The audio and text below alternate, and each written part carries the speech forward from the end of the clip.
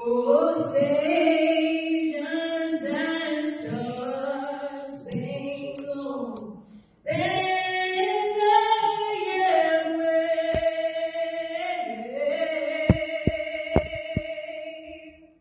o'er the land of the free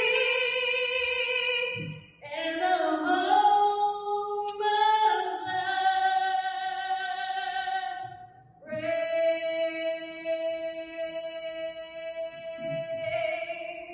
Yellow flag of the three white stripes has been recognized as the heritage flag of the overseas Vietnamese.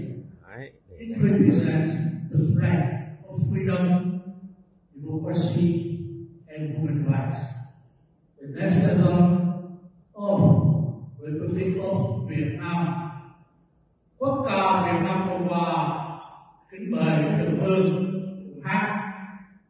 Công giới quốc gia đơn vị xoay phong, vì hợp của bi hy sinh cái gì hàng sông, vì tương lai của dân cùng sống ta với đây, làm sao cho sống từ nay luôn về, giúp cho thành vơi trên quốc giáo, thủ nước cây mau đào đất đao, nói sông nước biên mãi tận dân minh, người công dân không vững bền tâm trí, hùng tráng quyết chiến đấu làm cho khắp nơi đoàn kết người nước nào cho đến nguồn.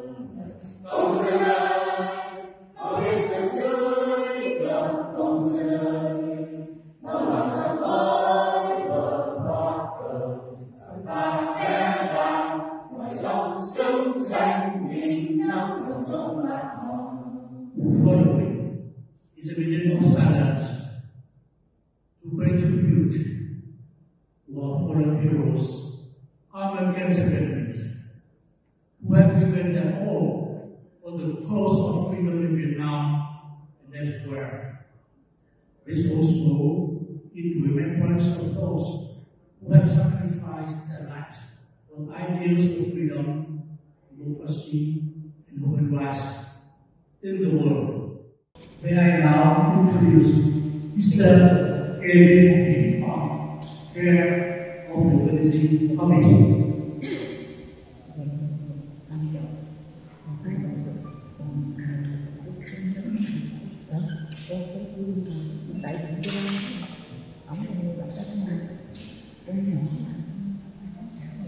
Your honorable friends, my good morning, distinguished guests, ladies and gentlemen.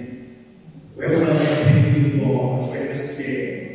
Commemorating the 29th Muslim Human Rights Day 2011. On this day, 20 years ago, we had faith on campus non-violent human rights issue manifesto meant that China's regime was respect basic human rights for Vietnamese citizens.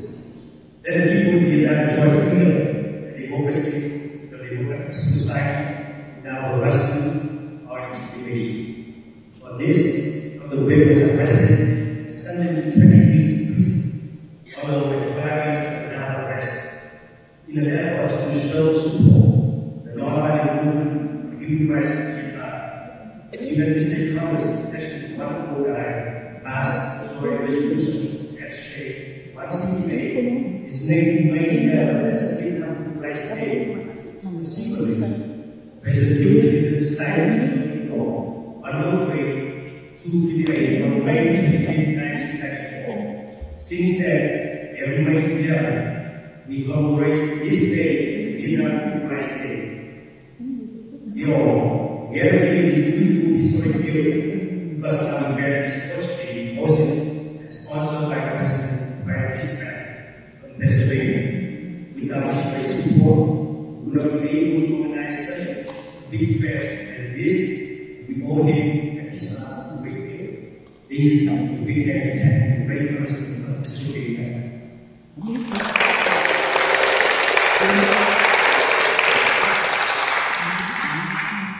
We would also like to thank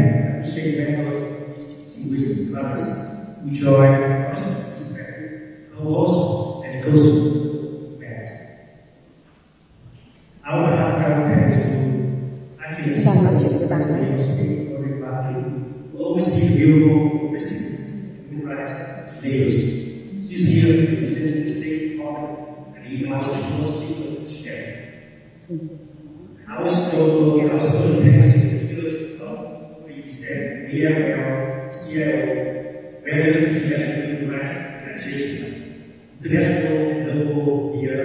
We are grateful for your presence every day.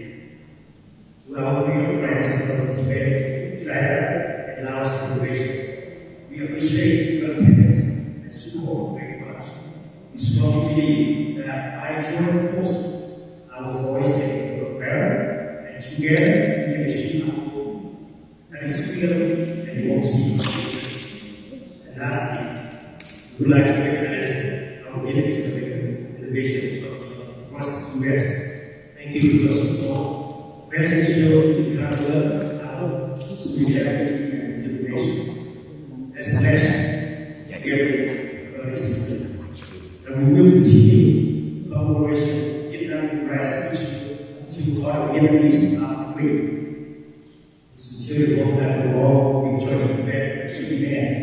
And now, I ask this to be shared. We are so peaceful and even expect beauty and Korea who introduce our host and main sponsor of the event, great respect of Australia, the Honorable Prime Minister. Mr. Wilson.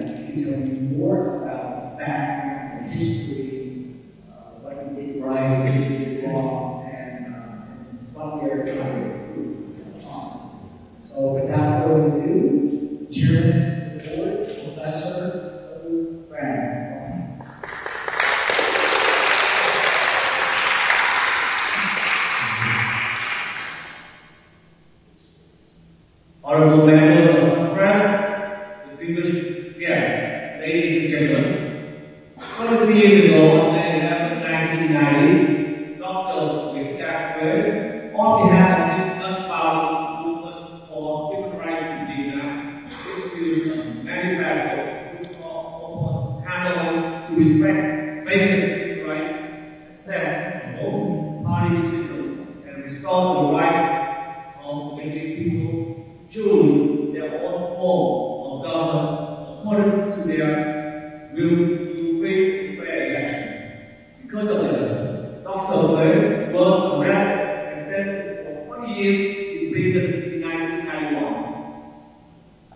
40 years later, Vietnam Human Rights Day took shape following a development that began in Virginia, initiated by Assemblyman and sponsored by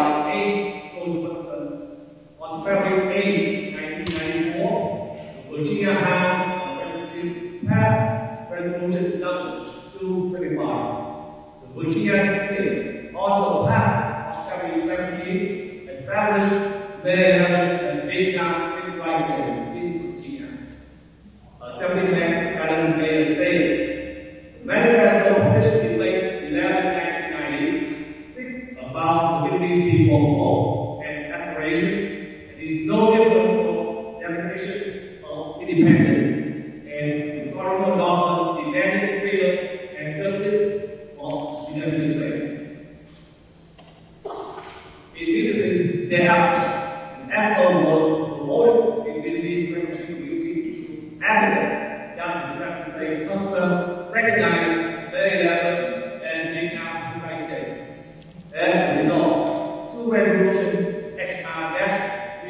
2023, introduced by Professor Nguồn, and Resolution SR-158, introduced by Senator Jeff Phúc. Both were respectively passed in the House and in the Senate. Particularly in the joint meeting of the United States Congress, were amended and merged into one unit joint resolution namely SJ-168.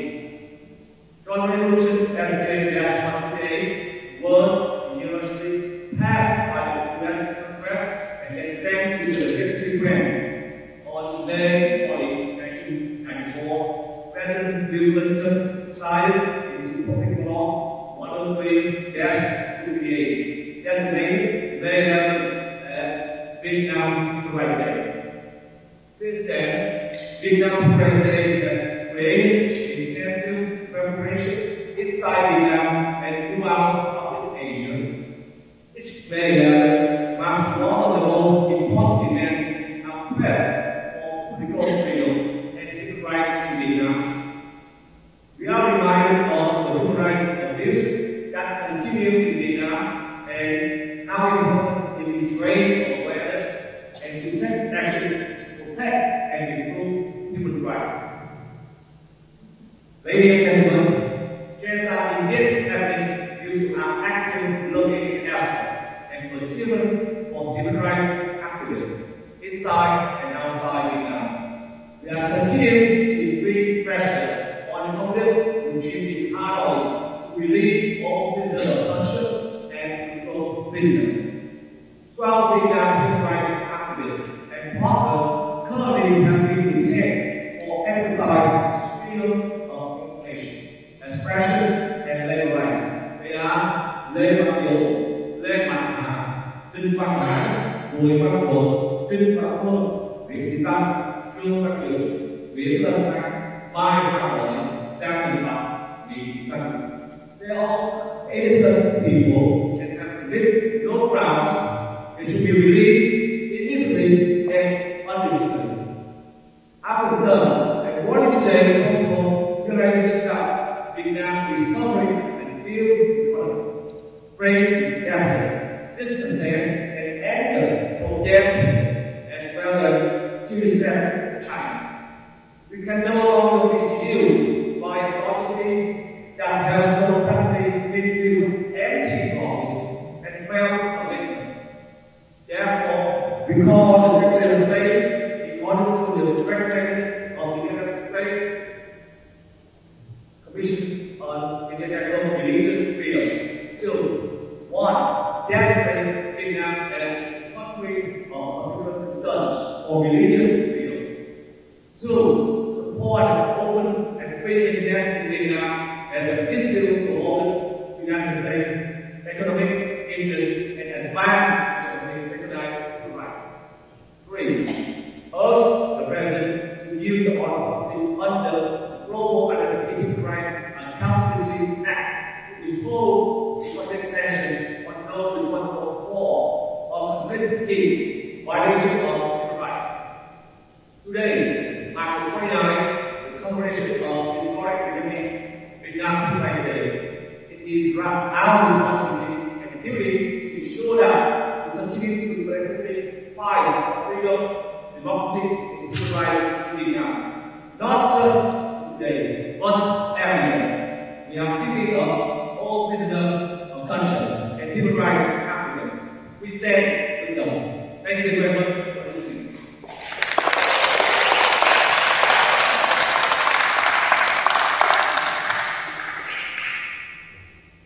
Just want to move the agenda forward. We have a communist woman actually busy working multitasking here. She actually arrived early. And one key factor on that is her. Some of Congress representatives have a long bio. I'd like to highlight one of the significant events that ties into this event, but somebody has somewhat unusual. But I'd like to read one thing that we did for Congresswoman offering. She was actually, this is going to your website. It said Zoe is proud to have co-founded the Congressional Office on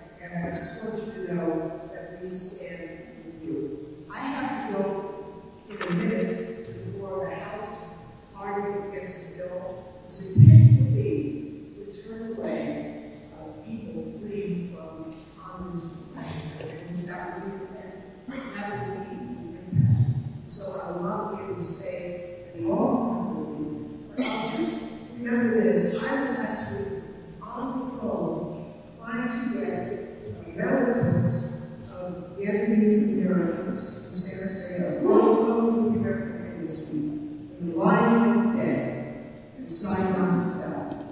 And hundreds of thousands of people who were oppressed came to the United States and enriched our country. And I'd like us to remember President Lincoln, because he was the president who helped us in America welcome the Vietnamese refugees, and we, our country, is immensely strengthened by the president. We stand with you, we fight for our happily fair.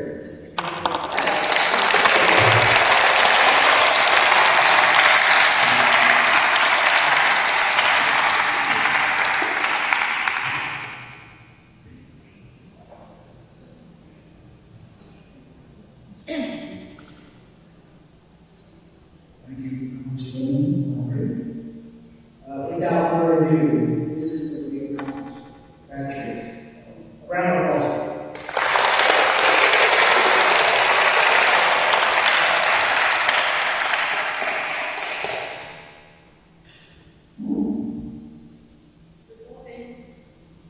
Good morning, and honored guests and gentlemen. Allow me to introduce to you my colleague, who is committed to promote freedom and openness at home and abroad. Before representing his hometown of Pennsylvania, he first got with the Western District. Brian Fitzpatrick served our nation as the FBI's special agent. In the 118th Congressman Brian Fitzpatrick sits on the ways and the means of reading at the House President Select Committee on Intelligence. Congressman Fitzpatrick has earned a reputation for being a true champion for his institution, always going above and beyond capabilities. He is a beloved representative and a very good friend of the Vietnamese American community. Since then, we have agreed with about 10 people of Vietnam by Fitzpatrick.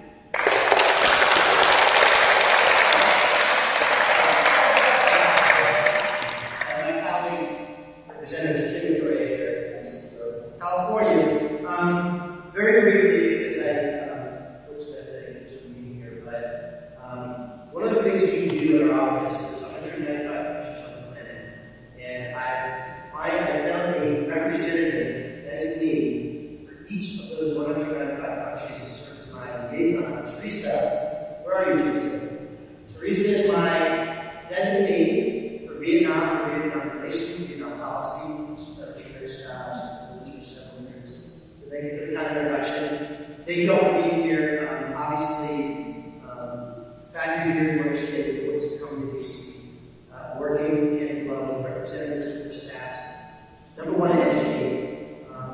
To educate members of Congress who have a very broad bandwidth. A lot of times are 20 miles wide and only a few inches deep in terms of policy because there's so much off the plate. For the people that need to see and bring these issues every day and understand the nuance, understand the details of what's happening, where progress is made, where progress is lacking, so that we can take that and put that in policy.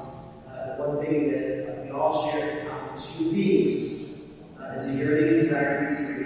We believe in equality, we believe in justice, we believe in respect for those basic human rights, which is dignity, equality, fairness, and the rule of law. We all share that as baked in our genetic DNA as human beings. Every single one of us is born into this planet. And you all, from the Vietnamese community, love your homeland, as you should. And you're fighting for your homeland because you want your homeland to be better, and you want your families and friends to be better, to start to enjoy the same types of freedom we have here in the United States, the same type of justice we have here in the United States. And obviously you're here because you love America. We're all from somewhere else, like Ireland. You all are from Vietnam. One of the greatest gifts my parents gave to me was, number one, teach me to be a proud American. Best country in the world, but also never lose the touch a great gift that you all give your children. Keep them in touch through the language, dance, music, culture. Great gifts. Because it tells them who they are as human beings. They came from their ancestors. You all are all here to raise awareness of human rights abuses. They are well documented. They are undisputable. And the United States, as a world leader, has a role to play in fighting back against them. We have a lot of tools in our toolbox, a lot of tools at our disposal. Because Vietnam needs America just like America needs Vietnam. We need strong bilateral agreements, strong bilateral relations, intelligence sharing, trade agreements, to strengthen better both countries mutually. So thank you for having me. And if you want to swing by our office, you're sure to welcome us. We're right down the hall here. And to meet our staff. Used to be on the Foreign Affairs Committee. Young is on the Foreign Affairs Committee. I no longer because I have a lot of things and needs. But young Kim Young, I'm very, very proud of her. She now has the gavel over the entire continent of Asia for the Foreign Affairs Committee. And I know she cares about this issue as well, so we're very, very against. And Michelle Steele as well. God bless you, Michelle. Thank you.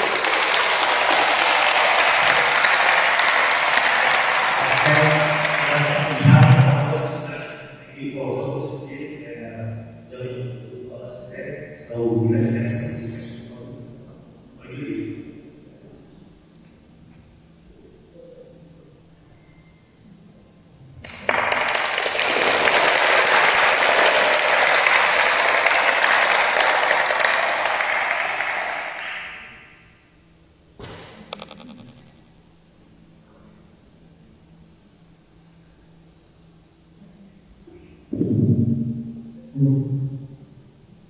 Dear distinguished guests, it's a great pleasure and privilege to introduce our keynote speaker today, the Honorable Aaron Barclay, who represents the State Department. Aaron Barclay is a career member of Senior Executive Service and serves concurrently as an acting Assistant Secretary of the Bureau of Democracy, Human Rights, and Labor, and as coordinator for Global Democratic Review in the office of the Undersecretary for Civilian Security, Human Rights, and Governance. She is the recipient of the 2021 President's Record Award, the 2020 Franklin Allen Tax Harris Human Rights Diplomacy Award from the United Nations Association of the National Capital Region, and numerous State Department performance awards. Today, Assistant Secretary Barclay will address us about the role of human rights in the U.S. policy toward Vietnam. Distinguished guests, please join me in giving a warm welcome to Honorable Acting Assistant Secretary Aaron Barclay.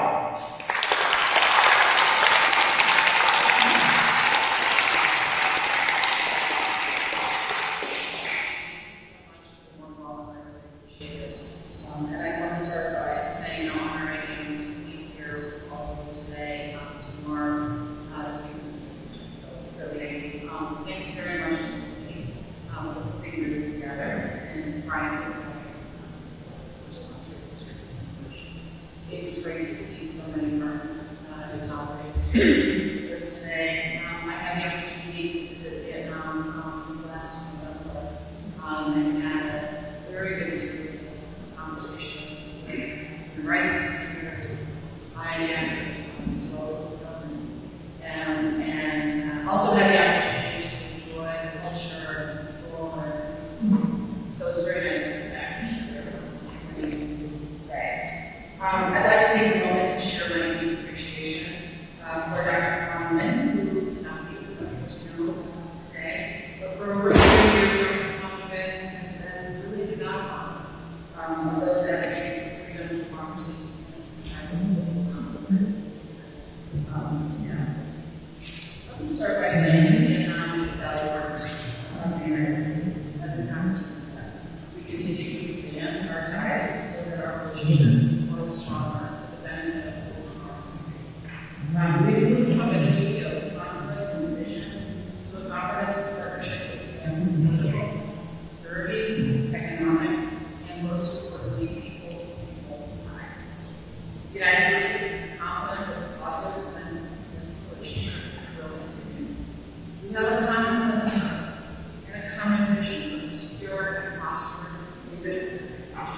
spanning from our close collaboration on war legacy issues to regional human rights issues, to regional security, and shared prosperity. As reflected in our respective declaration of independence, that common vision includes a joint commitment to respecting human rights. Both of our projects were founded on that all people are equal from birth, and all people have certain fundamental human rights that today are captured in the Universal Declaration of Human Rights, including important freedom of expression, freedom of association, and freedom of religion. Thus, while we seek to deepen our ties with Vietnam, our engagement remains guided by our commitment to these fundamental human rights. That's why we have repeatedly emphasized in Vietnamese government that demonstrable progress in protecting human rights is essential to strengthening our relationship in the future. Now more than ever, we look to Vietnam to address our growing concerns over Vietnam's restriction on human rights and fundamental freedoms. As you know, Secretary of State Lincoln recently visited Vietnam and reiterated our human rights priorities to the top priorities. He called for expanding space for civil society and non-governmental organizations, and the need to respect freedom of expression, association, religious belief, and the rule of law. We are greatly concerned about Vietnam, about the government of Vietnam's worsening record in certain human rights, especially when it comes to the fundamental freedoms of Secretary of Human Rights. At the most recent U.S.-Vietnam human rights dialogue, I had the opportunity to urge the Vietnamese government to amend its laws and policies and allow all individuals to express their views, even and especially when they differ from those of the government.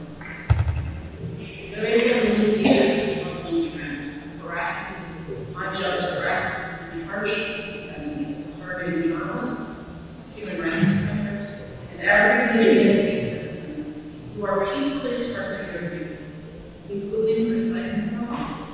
For example, we were very disappointed that a Vietnamese court sentenced political activist and blogger Nguyen to 6 years in prison. The work of THÆNH and other journalists is essential to building prosperous and resilient societies. They help identify new local communities of police addressing such problems, environmental pollution, corruption, and access to public services.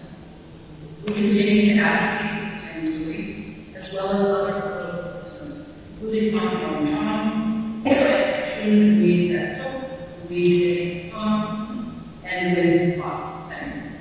These human rights defenders remain in detention for their peaceful activities to promote human rights, including freedom of religion, and some have been detained for over a decade. But these are not isolated incidents. Human rights organizations estimate that there are more than 160 prisoners of conscience in Vietnam. I pledge to you today that the U.S. government will continue to raise these cases and these issues with the government of Vietnam. We will continue to call on the government to release all prisoners and respect their fundamental freedoms, including the freedom of movement. We also call on Vietnam to reduce burdensome bureaucratic restrictions on civil society. Civil society plays a critical role in Vietnam and in our own country, among other things, in supporting government efforts to address pressing social problems, filling gaps in public services, and promoting civic engagement, including by minorities and religious groups. Unfortunately, independent civil society is Vietnam.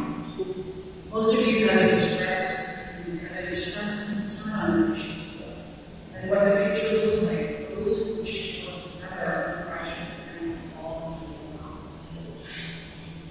We share your concern that we support civil society in this category. At the same time, we will continue to press the Vietnamese government to allow civil society to operate without restrictions. Now, I would be remiss not to note that we have seen some positive long-term trends on other human rights issues, including slow, but notable improvements to align domestic labor laws with international labor standards, and to protect the rights of women, people with disabilities, and LGBTIQ+ persons.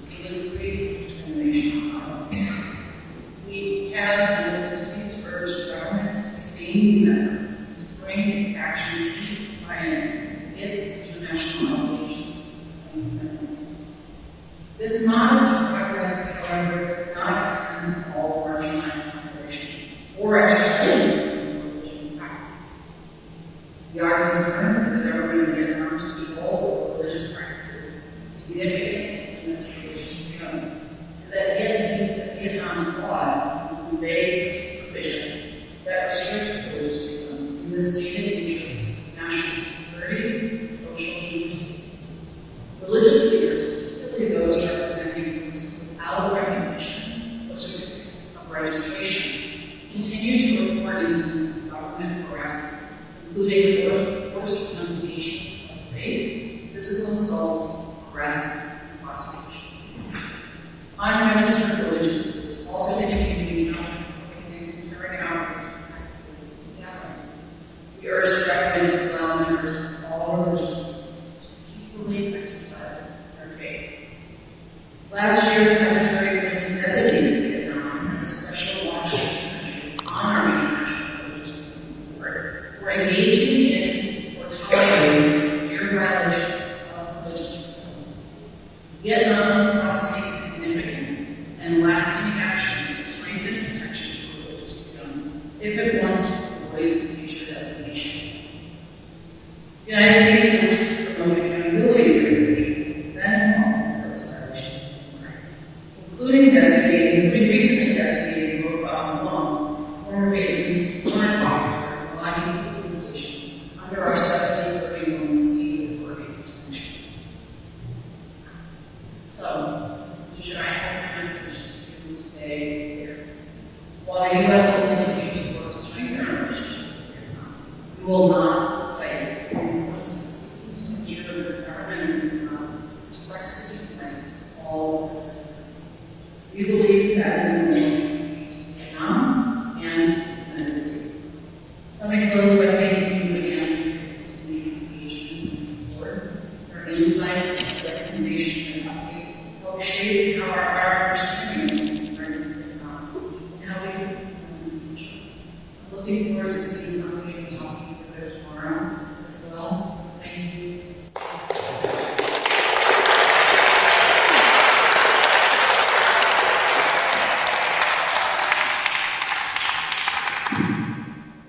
Well, I just want to thank all the Congress and Congressmen for being here.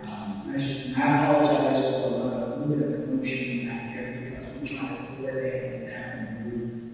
They do have work to do.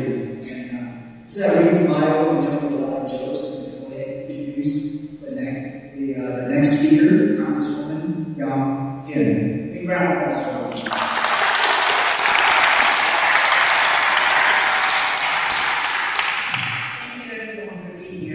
Congresswoman NGAY, and I represent California's 48th Congressional District, which is in Southern California in Southwest County.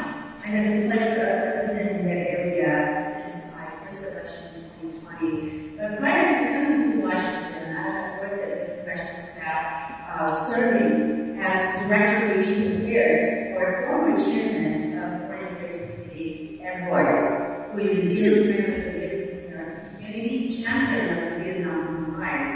And so I carry that work and experience to my work as a member of the House Foreign Affairs Committee and currently serving as chairwoman of the Indo-Pacific Subcommittee. So this is a very, very important issue to me. So every year we gather in Washington, D.C. and throughout the United States to hold the Human Rights Day to raise awareness of the ongoing atrocities that has occurred in Vietnam. I want to thank our friends like Dr. Hugo, who comes from Southern California and my areas, and there are many Vietnamese American community leaders that have worked with me as a member of the APCAT that I created in 1994, that is the Asian Pacific Congressional Advisory Council.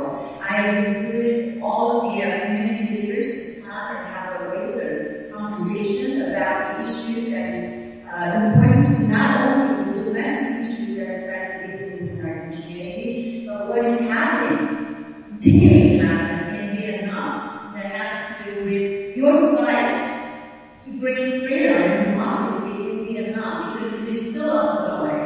So I wanted to just add my voice to that end, and just wanted to share with you my experience and my understanding of the situation comes directly from having met with many of the religious leaders like THịnh, This was in early 2000 when I traveled to Vietnam as a member of the staff as well as the congressional delegation that traveled there to meet with them, to actually get out to the rural areas where they were under house arrest. And they told us about what is actually happening. It is no coincidence when one by one, when your religious leaders in political distance disappear by supposedly reported accidents. It is no accident when that happens. Trust me when I say I know about the struggles that you are still having to fight for your freedom and democracy in your country, in your homeland. So I will continue to do my part, especially as my role in the House Foreign Affairs Committee. I do represent a very, very vibrant Vietnamese American community. There is a saying that Orange County is home to the largest Vietnamese community outside of Vietnam, and I'm very proud to be a representative there. So I will go ahead and continue to work with that part. As you heard from our keynote speaker, we want to improve our relations with the U.S. and Vietnam. And we have to make inroads in that. However, we cannot do that on the backs of those still struggling. So those improvements of human rights will open the door for closer cooperation and shared priorities and interests. So with that, I want to thank the original founders of the Vietnam Caucus, and I want to thank our current co-chairs of the Vietnam Congressional Caucus. I see my dear friend here, Congresswoman Michelle Steele, and Congressman Luke Rea, who was here, but we all have something to do here. So on that note, I'm going to leave you in the good hands of the next speaker. Thank you so much for all of you.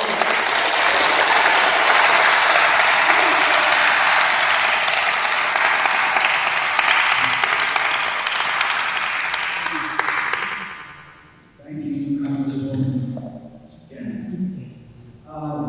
While researching the background and thinking about other congressmen and congresswomen, as Congresswoman Kim mentioned about the Vietnam caucus, and this year, I think it's on January 24th, earlier this year, they have multiple members who are part of that. Korea, Steele, Lawford, and Smith. So without further ado, we have the next speaker is up before. If I'd like to take round of applause for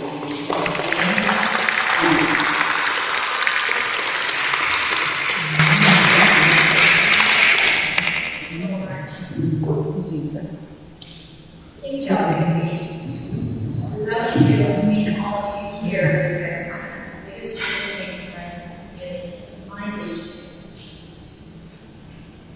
As a co-chair of my practicing congressional Vietnam caucus, this is the first time I was in the local area. I served as the chair's proponent student area, and I am honored to be here today.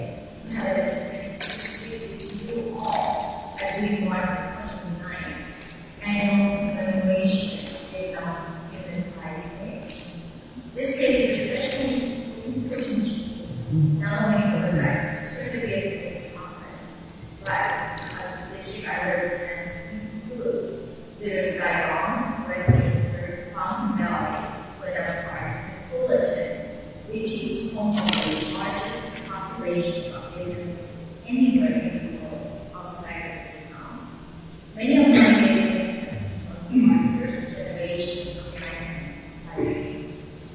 The stories they tell fleeing communities to find freedom in the United States are both tragic and inspiring.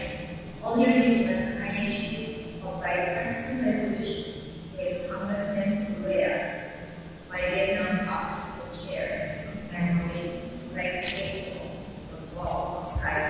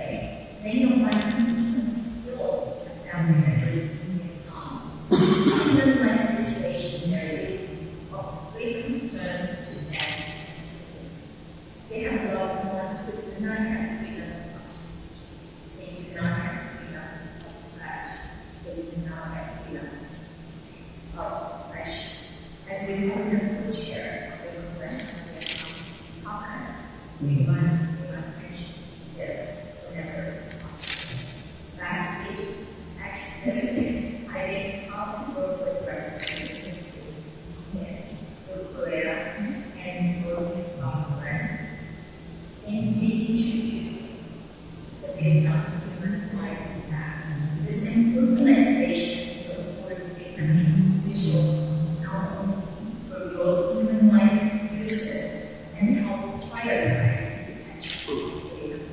We also recognize that the Communist Communist Party of Vietnam has been taking its cues from their counterpart in Beijing. We just had another meeting. Commission on China, it's like a commission that would talk about human rights violation in the system, just like the third.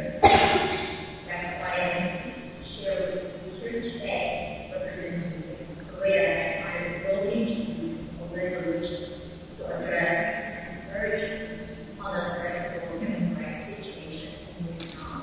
You all got from the resolution here.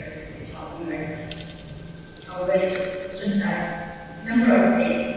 First, it makes it clear that the United States government opposes the Vietnamese government attacks freedom of expression, speech, and the press, especially calls on Vietnamese government to release all of these prisoners, including ban as many of you know, is an independent journalist being imprisoned by the Vietnamese government for sending she's been imprisoned for more than 2 years now. It voices our support for the Vietnamese people and their protest against the oppression of their government. Finally, we've lost the right of administration. And all of our regional partners to coordinate pressure and make accountability to Vietnam's government for its human rights abuses. A number of our colleagues joined us just recently in writing to President Trump, urging him to take concrete action to secure the release of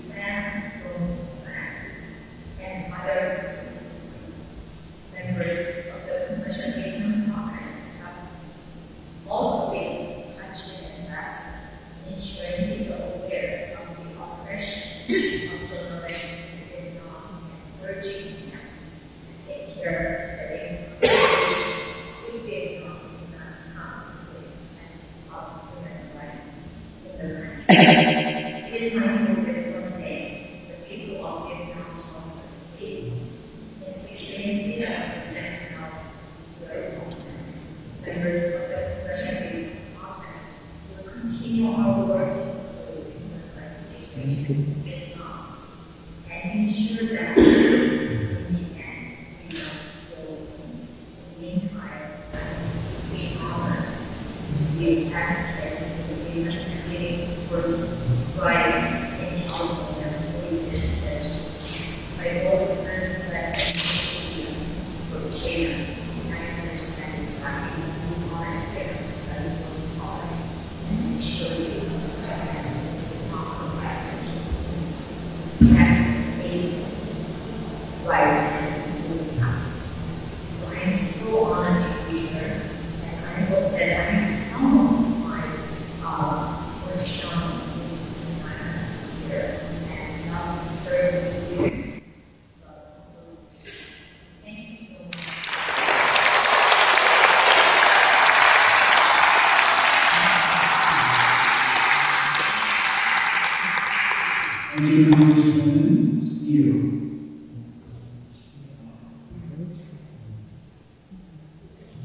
While preparing for this, I know that Congresswoman Anna said that she's going to come and introduce you. Thank you very much. And I guess she's inspired on this engagement here, and she accepted to come up and say a few words.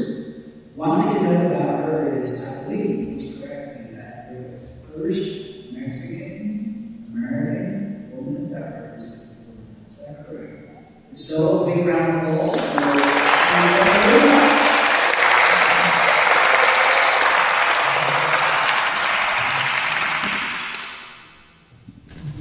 I'm incredibly honored to come and speak to all of you today. When Dr. QUYYN actually reached out to me and asked if I would come do this, it was a big question in my mind whether or not I would make time.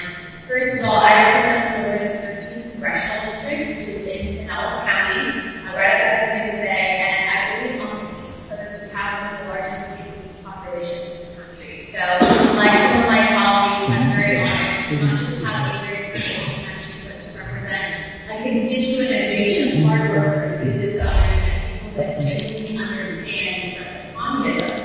When I decided to run for office, I looked at the young people in our nation, I looked at our education systems, and I saw that they truly believe there is this movement that is trying to convince young people that socialism and communism is a good thing.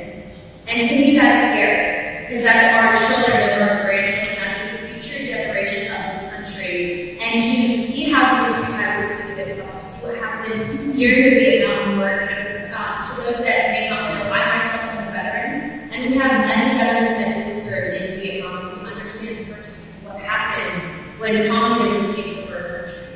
And so I know I don't have much time to speak, but what I can tell you is the Vietnamese community is very good. My own father passed away in January of this past year, but his fiancée was Vietnamese, and so for the last about 5 years, we have very much close ties with the Vietnamese community, and she told me stories about growing up and seeing what happened to her country and why she had to flee and come to the United States. So you always have a friend with me. I look forward to joining the Vietnamese Congressional Caucus, and I look forward to championing these causes, not just for foreign relations, but also representation out in Pinellas County for all of your representation. Thank you very much.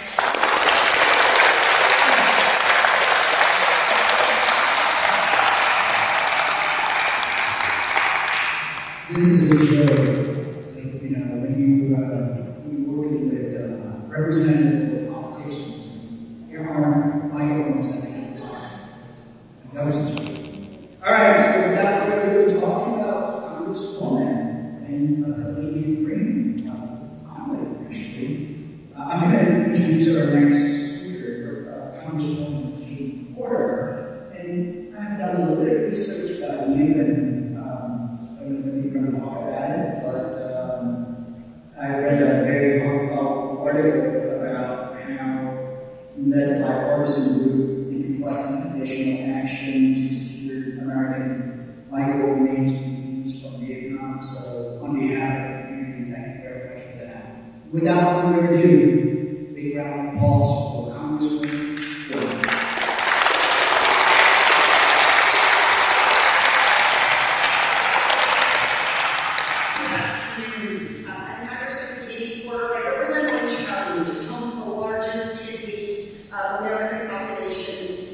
In the United States, and there's a tremendous and widening community that continues to remember and honor the hardships and the suffering of the people of Vietnam, not just today on Remembrance Day, but constantly in their political activism and their community work. And so I'm proud to be here today and have a chance to talk with you. I talk often with the Vietnamese American community in Orange County, and one of the things they consistently express to me is how concerned they are about the political situation in Vietnam. Despite the economic progress that Vietnam is making, they are not making progress toward freedom and toward justice. The country, as you all know, is ruled by a single authoritarian party, the Communist Party of Vietnam. Since taking power in 1975, that government has amassed a human rights record that is among the worst in the world. Elections often occur under the exclusive approval of the Communist Party, and rarely, if ever, are candidates elected criticize or even question actions of the state. According to Human Rights Watch, and according to my constituents who have friends and family and loved ones still in Vietnam, the state prohibits independent and privately owned media outlets, blocks access to websites, frequently shuts down online communications, requires internet service providers to remove content or social media accounts that the state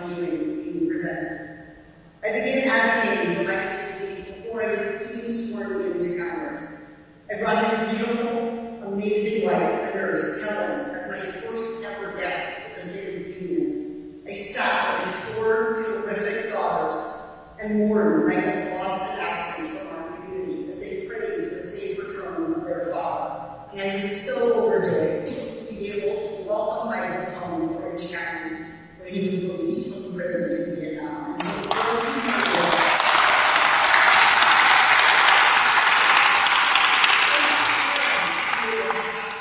here with us today as a tangible, visible presence in our community, showing and being able to speak from his personal experience about the injustices in Vietnam that we need to address. There are too many others who are still in Vietnam, who are denied the freedom to exercise their legal rights, or unjustly jailed, incarcerated. The United States as a whole must be forceful. We must be clear. We must condemn the rise of authoritarianism around the world, including in Vietnam. If Vietnam wishes to be the United States economic and trading partner, then they need to live up to the values that we expect of our allies. Throughout my time in Congress, I have fought to make human rights a priority, both at home and abroad. And I'm going to continue to stand in solidarity with the people of Vietnam in pursuing a future of liberty and justice. For the Vietnamese Americans here, that are our friends and neighbors and colleagues in the United States, and for the Vietnamese diaspora around the world, most particularly those who are living under authoritarianism in Vietnam. Thank you very much for letting me be part of your meeting.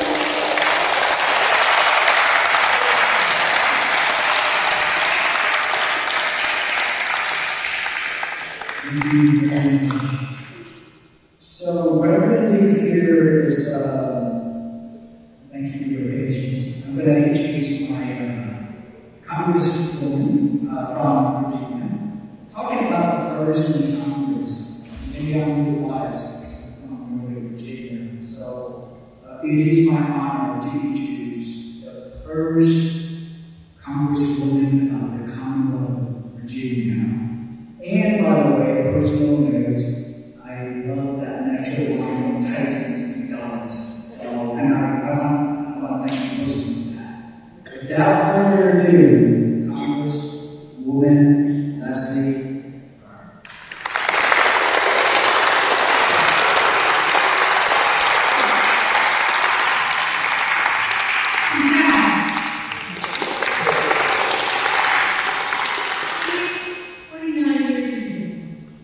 When Dr. Nguyen came to me and said he had a resolution he wanted to get to the Congress, I said, let's go for it. Let's make people aware of what's going on in Vietnam.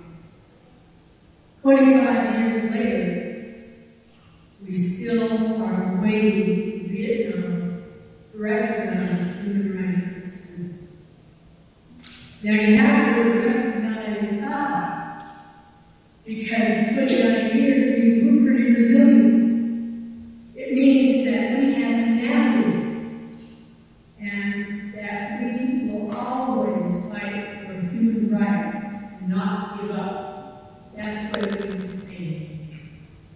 You know, in the face of daily human rights being taken away by the communists in Vietnam, and we know what those freedoms are, freedom of opinion, of speech, movement, religion, women's rights, children's rights. We haven't heard too much about children's rights, but there is a large trafficking of children in Vietnam without protection. And that's something that I think we all avoid. We go through these litany of things that are missing. But you know, I heard a friend from the State Department say that the trend in human rights is not a trend. Since 1975, that's a habit.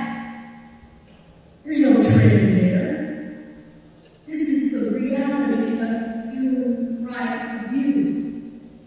Now, we had an interesting thing that happened this last year. Everybody knows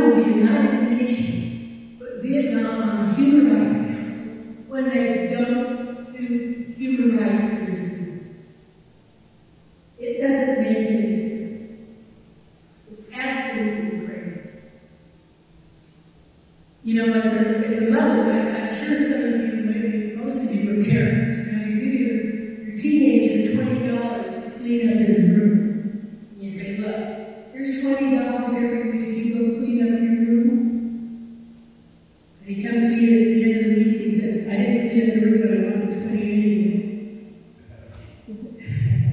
So you give them 20, what happens next week? As it's cleaned up again. So we've been relying on economic factors to get Vietnam to clean up its road. And it hasn't worked because they haven't changed. Since 1975, they have not changed.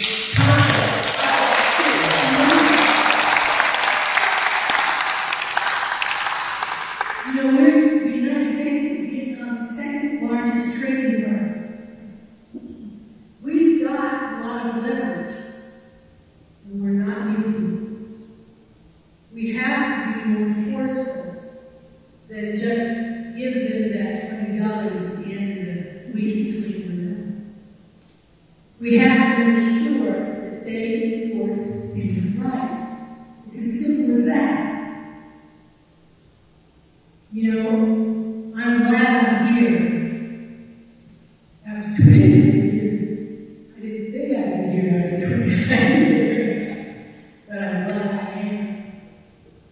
Because with all of you, it shows that we will not give up the fight for human rights in Vietnam and around the rest of the world.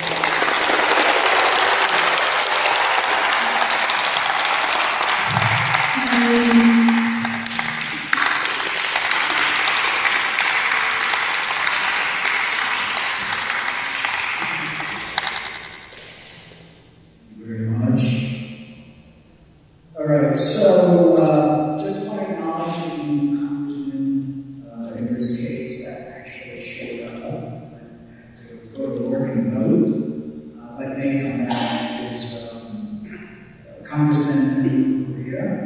Thank you for coming, and hopefully he'll come back and say the vote, and then he'll come right back. And also, I'd also like to hear from Congressman Chris Smith. Actually, a long part in support of the Vietnamese meetings.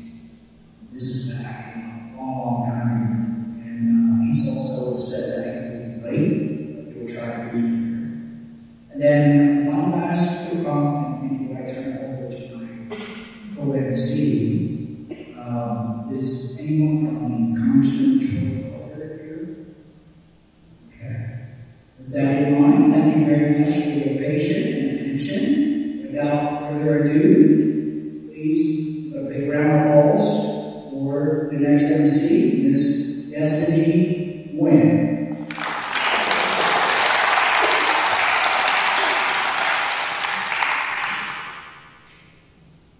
Thank you. My name is Destiny. I am a Newly American president of Central Virginia and also a member of the board, Human Rights, and Miss Leslie Brown. Miss Leslie, we planned the next year's abilities this year, and you have to be here. And I would like to introduce next guest, the U.S. CFR, Mr. Chen.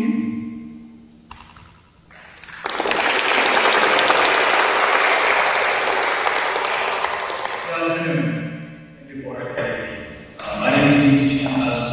Thank you for the introduction.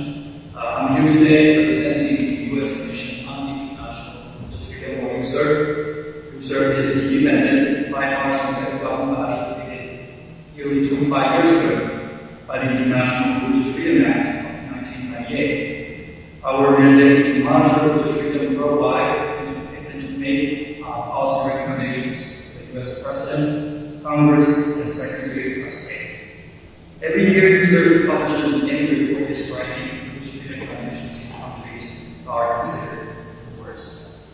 We have consistently recommended Vietnam as a country of particular concern for CDC, including our most recent report released earlier this month. USERV made this recommendation because we remain concerned that systematic, ongoing, and egregious violations of freedom continue to occur in Vietnam throughout 2022. The government has continued to persecute independent, unregistered religious groups, including monk and monastery Christians, Kaldai followers, Unified Buddhists, Baha'i Buddhists, and many others.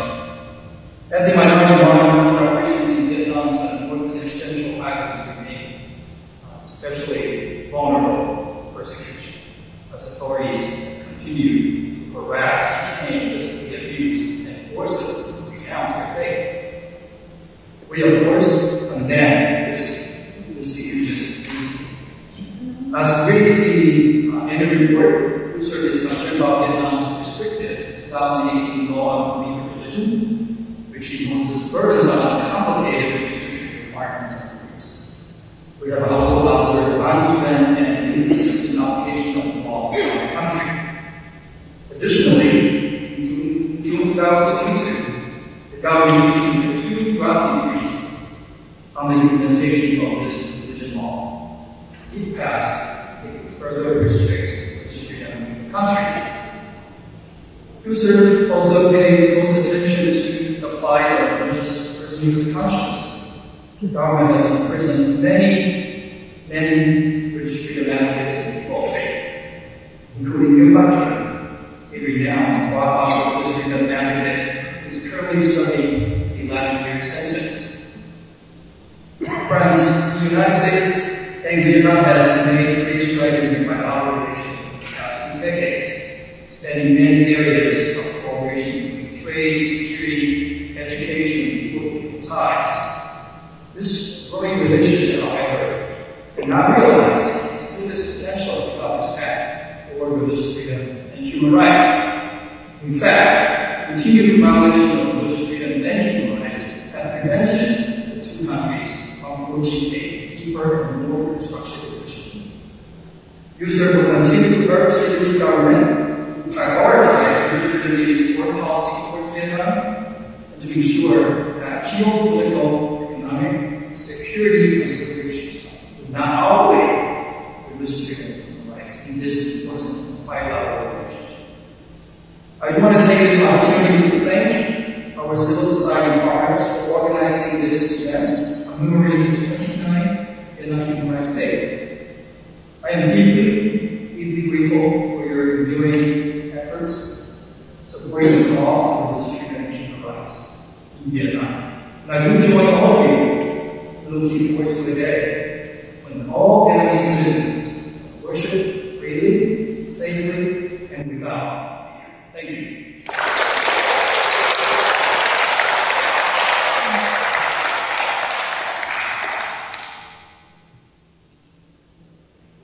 Thank you, Mr. Chen. We know as well this is very important. We want to put Vietnam back in the CPC.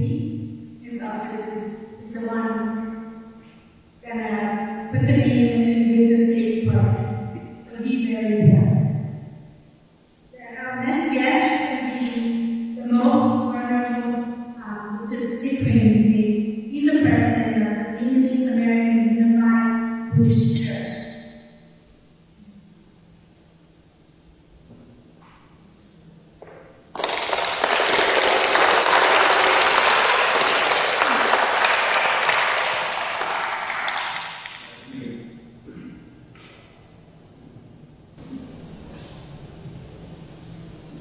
Dear honored guests, ladies and gentlemen, for Vietnamese, our years have completed a small circle. 60 years have completed a large circle. This year, the United Buddhist Church of Vietnam is 60-year-old. UBCV, the last 50 years, has been in the suffering with the Vietnamese people. The UBCV today is an independent registered organization under a totalitarian dictatorship under brutal caution.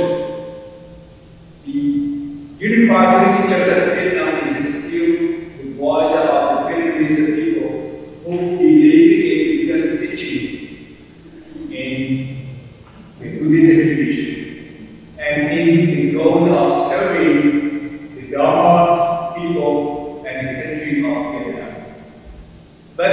is not about UBC. It's about human rights. It's not even about Vietnamese people. It's actually about us Americans. Because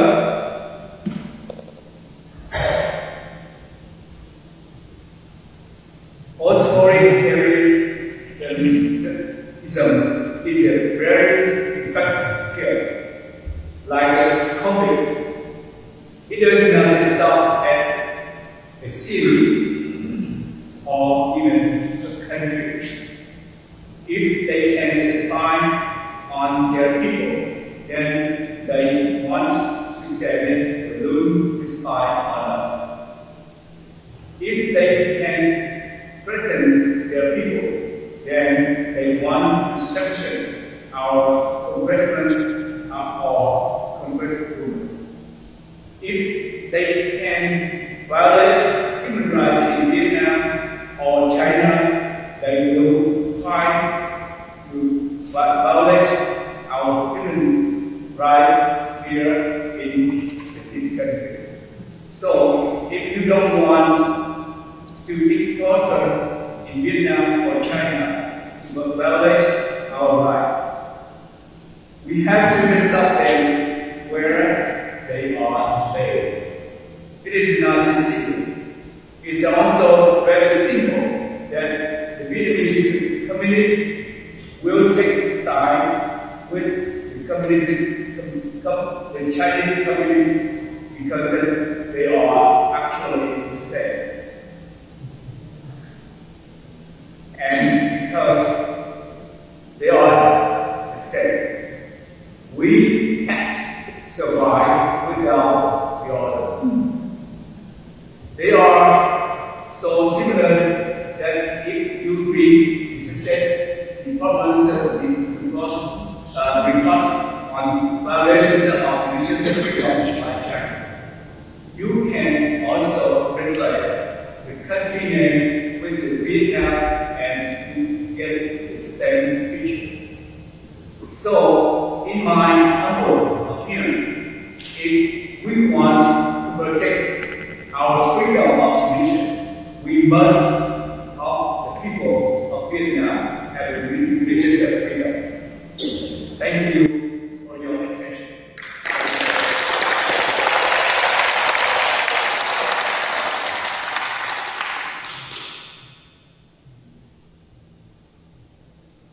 I would like to introduce our Vietnamese American generation, U.S. retired Captain Town.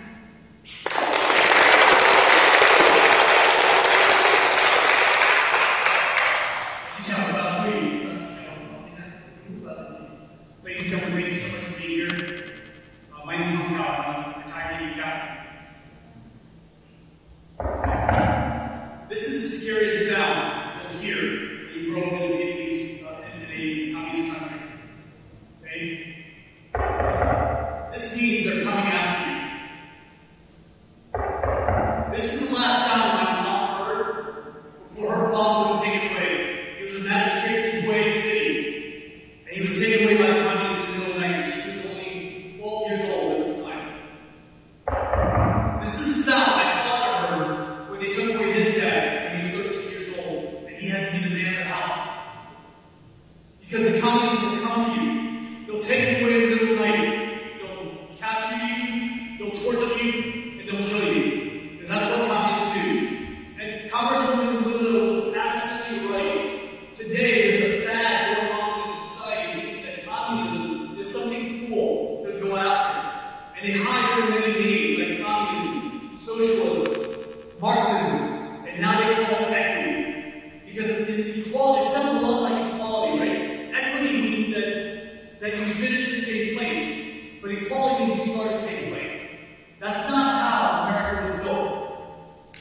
The last moments I had in Vietnam, my mom was sewing notes into our clothes to say, "This is my son, please take care of him," if we get separated. But thank goodness we made it out, we all made it out. But that wasn't the same for many people. There's still many people in Vietnam who get imprisoned because they speak out against Hanoi. Just this Monday,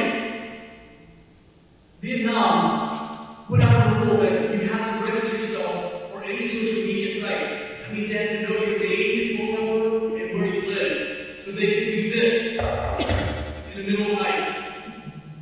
I could have been anything when I came over here. My parents, I'm sure, would have wanted me to be an engineer or scientist, but I served in the United States military. I served 25 years in special operations, fighting around the world. And while you slept peacefully at night, I was in places like Iraq, Afghanistan, Somalia, Djibouti, Pakistan, so that this would be heard.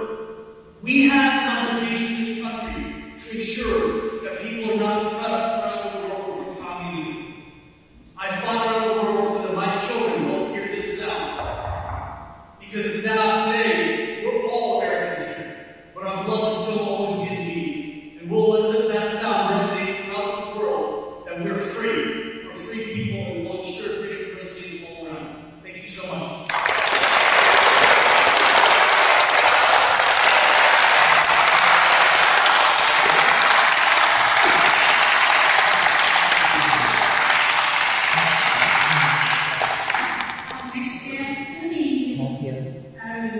She's representing the human rights of action.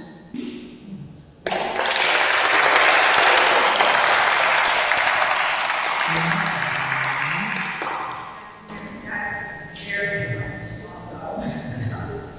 I am a survey for the Washington Director of Human Rights Watch. We are an organization that assists people around the world spotlighting human rights abuses where they happen. We have a long history of supporting the Vietnamese people and shining a spotlight on the human rights abuses that they are suffering. What I'm going to say is something that you all know, but I just want to, again, help create the foundation and the baseline for your conversation today here in Congress. The human rights abuses that we have documented remain dire in Vietnam. They include the Communist Party maintaining a monopoly on political power, allowing no challenges to the function. Basic rights are severely restricted, including freedom of speech, media, public assembly, association, conscience, and religion. Rights activists and bloggers face intrusive surveillance from police, intimidation, harassment, restricted movement, arbitrary arrest, incommunicado detention, and lengthy prison sentences. Farmers lose their land to develop products and projects without adequate compensation. Workers are not allowed to form independent unions. The police regularly use torture and beatings to extract confessions. The criminal justice system, including the courts, lacking evidence. And Vietnam currently has at least 260 political and religious prisoners and detainees, almost all of them prominent activists discuss. We consistently here in Washington talk to the Biden administration about Vietnamese human rights abuses, asking them to please balance their interests in Vietnam with condemning the human rights abuses and working toward reform. And here in Congress, we ask congressional members to urge Vietnam to release all political prisoners and dissidents, abolish the right to basic Article 117, which is propaganda against the state, President Trump, and Article 331, abusing the rights to freedom and democracy to infringe upon the interest of the state, which is the President. And finally, to amend Article 74 and 173 of the criminal procedure code to allow all detainees to have immediate and unhindered access to legal counsel. Again, these are all things that you know, but I wanted to make sure that we note at Human Rights Watch that we are watching, that we are documenting these human rights abuses, and that we will continue to shine a spotlight on them here in Washington. Thank you for having us.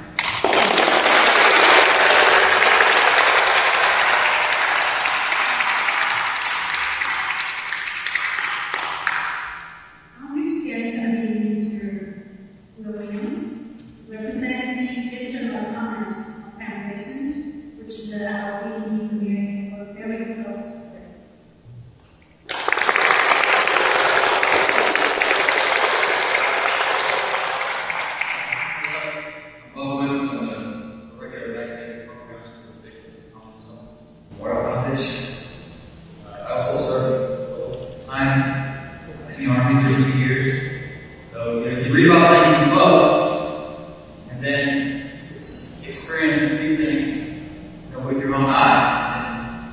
something about being a first-hand witness to things.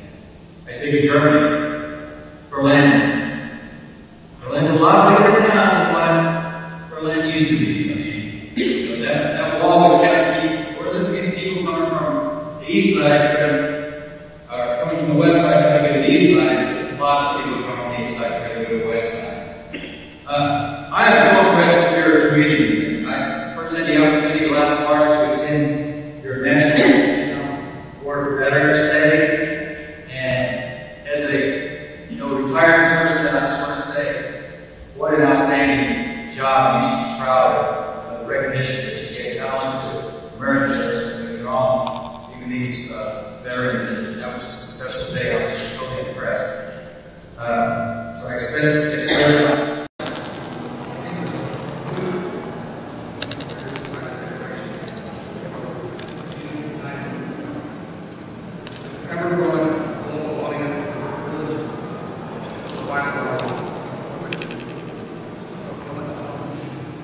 During the past year, our editorial focused on a number of issues addressing non-election human rights nature.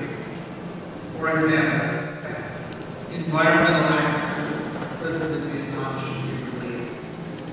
Editorial which sociology broadcast by VOA live expressed the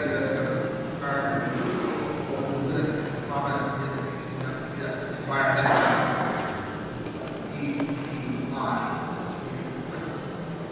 travesty is the broadcast expressed by Hanoi People's High Court, so-called 9-year prison term, are now getting involved in national law. And Vietnam Human Rights Day 2023.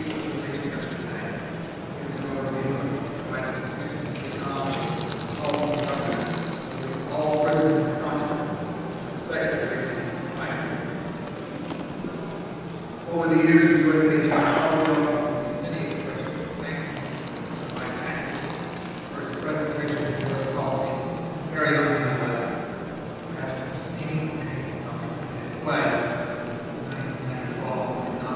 government. Respect basic rights as much as required as the national flag of international security support rights, democracy, Voice of America and USA policy seriously about this question. Now, America's story to the world is U.S. policy as well.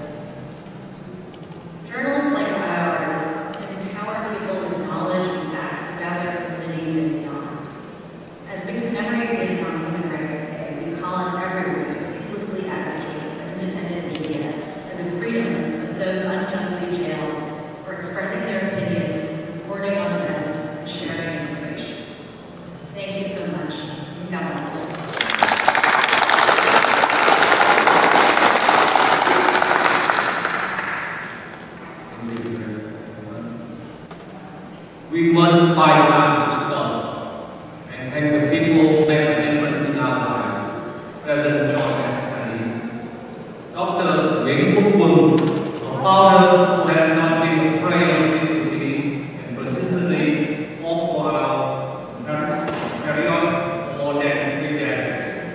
He was doing human rights when human rights were not popular. For us, it has been a mentor, an advisor, that diligently pursuing and passionately guide our young generation to follow the open, caring, and human rights policy. On behalf of Vietnam Human Rights Day, the organization would like to present a heartfelt and warm gratitude to Dr. Nguyen in appreciation and recognition of dedication and aspiration to have contributed the ideal of democracy and freedom for Vietnam. Luckily, Dr. Nguyen was not well. That's why Dr. Nguyen will represent Dr. Nguyen and we still fight. Thank you.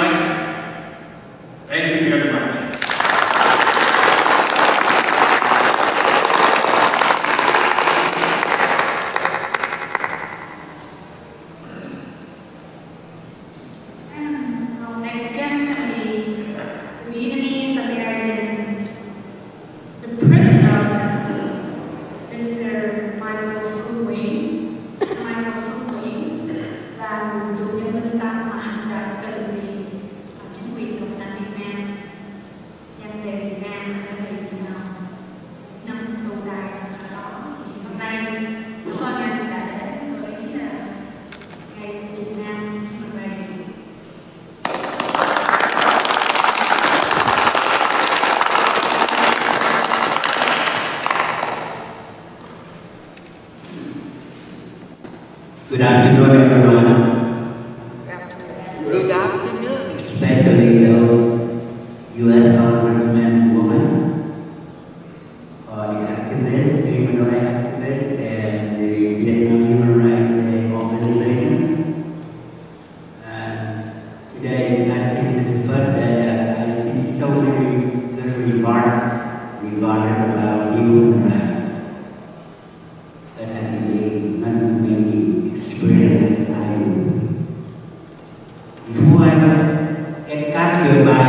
Vietnamese government under communist regime 4 years ago,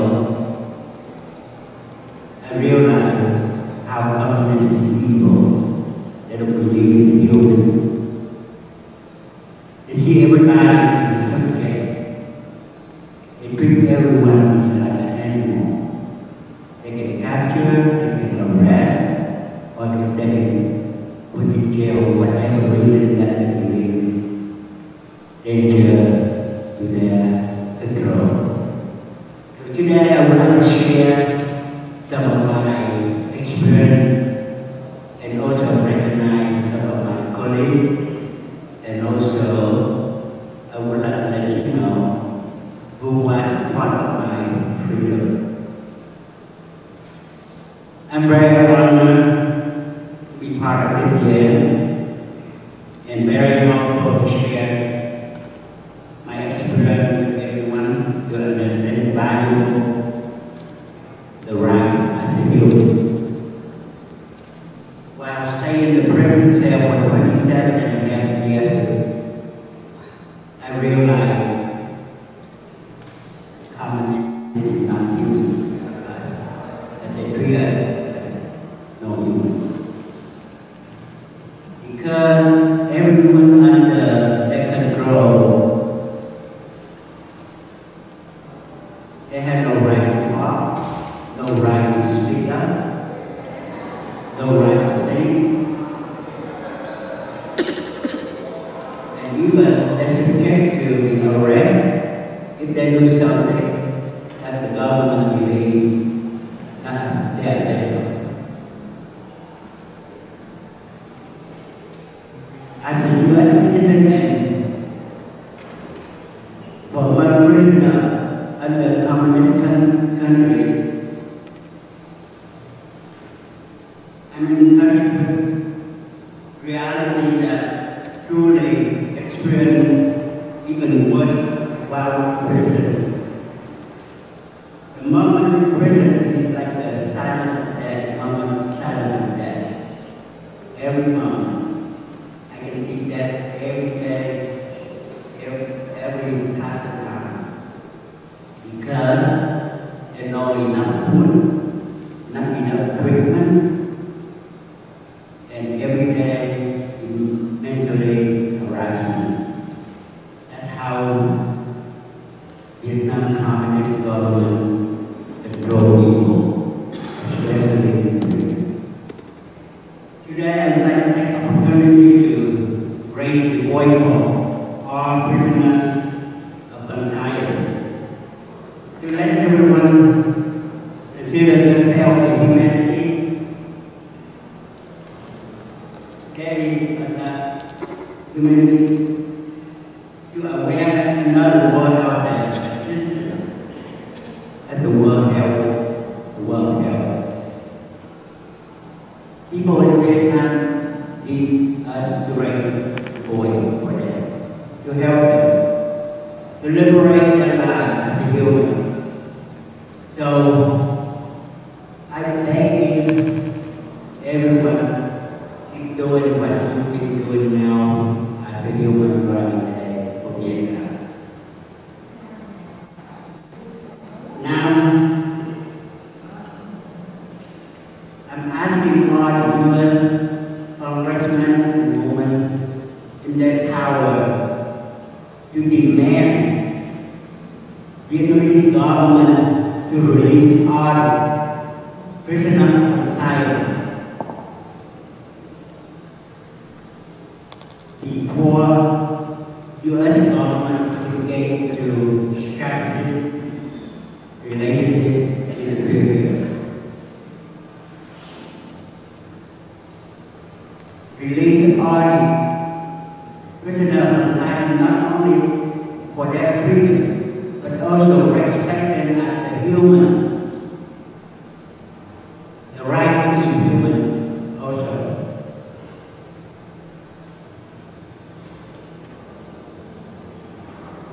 The last but last, I would like to take this opportunity to raise a voice and dedicate for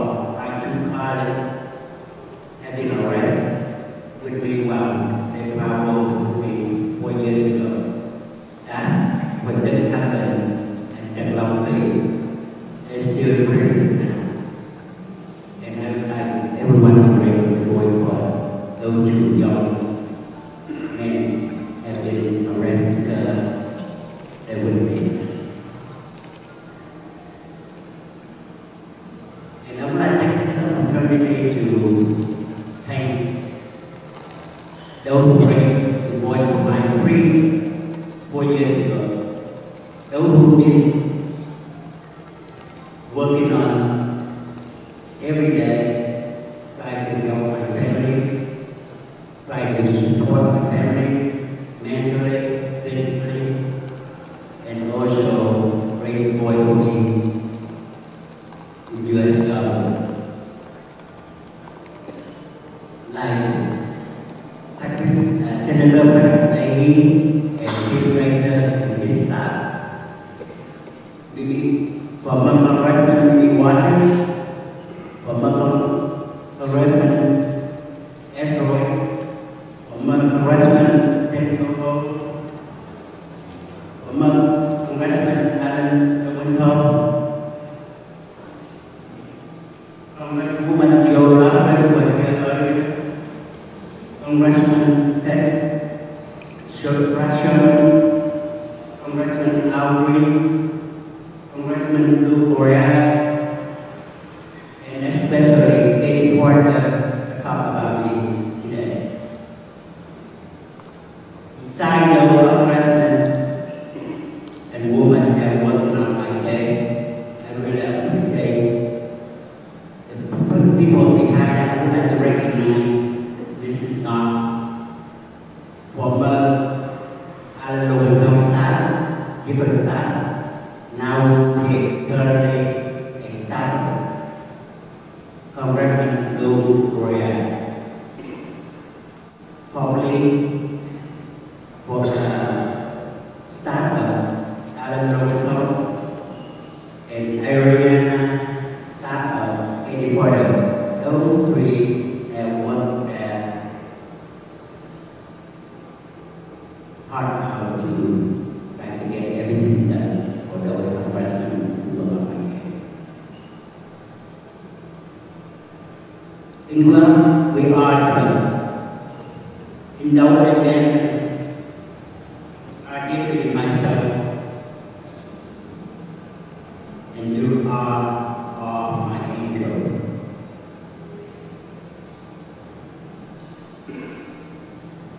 And bravo for those who will be recognized Human Rights Day, May 11 for Vietnam. Thank you.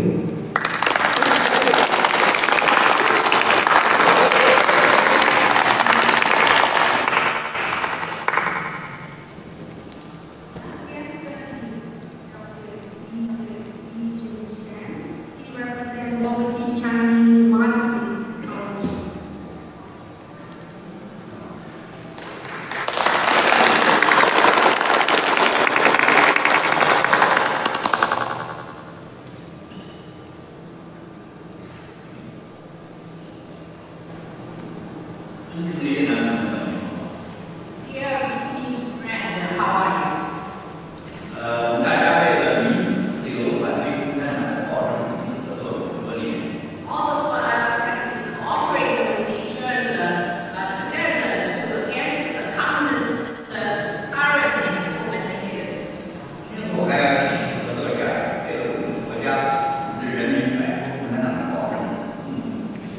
We are still operated in the future.